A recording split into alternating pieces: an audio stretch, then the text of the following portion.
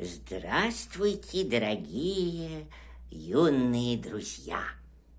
Я сказочный домовой, и сегодня я вам расскажу английскую народную сказку, которая называется «Колодец на краю света». Итак, сказка начинается. Давным-давно жила бедная девушка с мачехой. Раз дает ей мачеха решето и велит принести воды из колодца, того, что на краю света. И смотри, говорит, полное принеси. Опечалилась девушка. Где найти колодец, что на краю света, да и как воду решетом зачерпнуть? Пустилась она, однако, в путь. Идет, и так у нее тяжело на сердце. Кого не спросит, тот колодец. Никто не знает, хоть назад возвращайся. Вдруг повстречалась ей сгорбленная старушка. Скажите, пожалуйста, а вы не знаете, как найти колодец, что на краю света? Ой, знаю, милая, знаю. Он вон там, за старым дубом. Спасибо, бабушка. Пожалуйста, доченька, пожалуйста. Но, конечно, дело на этом не кончилось. Черпает девушка решетом воду, а вода обратно выливается, к тому же холодная-прехолодная. Сколько раз черпала, не сосчитать. Села девушка на край колодца и заплакала. Вдруг слышит, чей-то скрипучий голос спрашивает: «Что с тобой, милая девушка?» Подняла она голову, сидит рядом огромная лягушка и глазище на нее таращит. «Что ты плачешь?» — повторил тот же голос. Поняла девушка, эта лягушка ее спрашивает. Как же мне не плакать? Отвечает она сквозь слезы. И рассказала лягушке, как долго искала колодец, нашла, наконец, да никак не может воды в решето набрать. А мачеха непременно велела полное принести. «Обещай исполнить все, о чем попрошу этой ночью», — говорит лягушка. «Я твоему горю помогу». Как же ты мне можешь помочь? Научу решетом воду черпать. Вид у лягушки был не страшный. Что плохого может сделать простая лягушка, подумала девушка и дала обещание.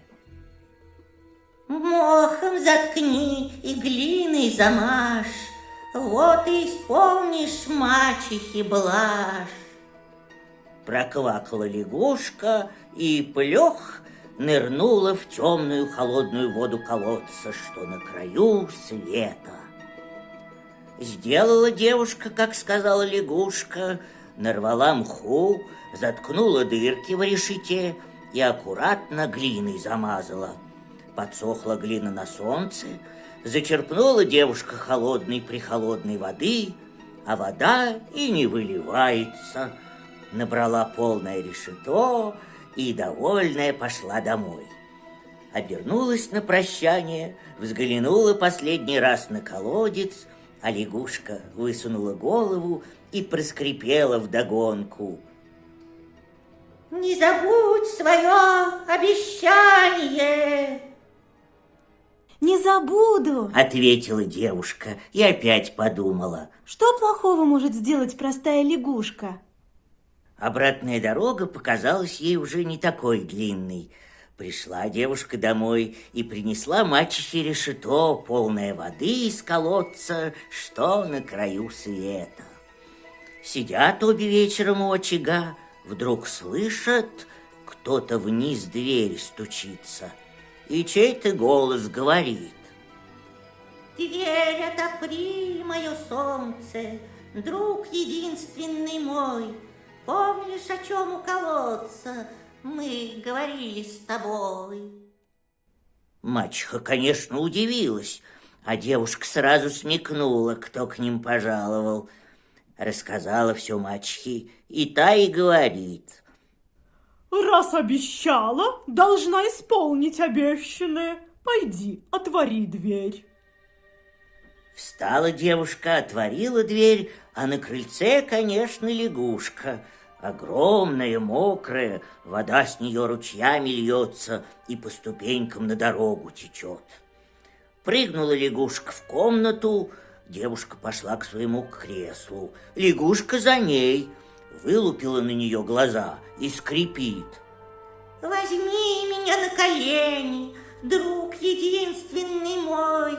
Помнишь, о чем у колодца мы говорили с тобой?